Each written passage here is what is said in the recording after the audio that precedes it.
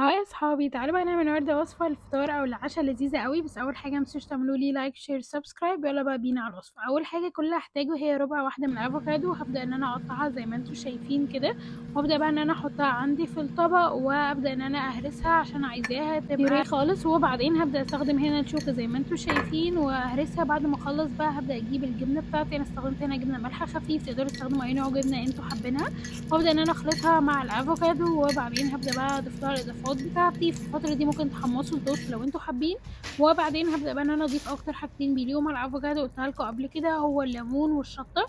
والشطة هنا اختياري بس بتبقى طعمها لذيذ أوي مع الأفوكادو. هابدأ إن أنا أحط شوية من الhot sauce، هو كده ما بيبقاش حراق أوي. وبعدين هابدأ بقى إن أنا أقلب كل الميكس ده كده مع بعض كده جاهزين. هابدأ بقى إن أنا أجيب التوست بتاعي بعد ما حمصته، هاحط له شوية من الجرجير، وبعدين هابدأ بقى إن أنا أضيف عليه الخلطة اللي أنا عملتها عليه من فوق.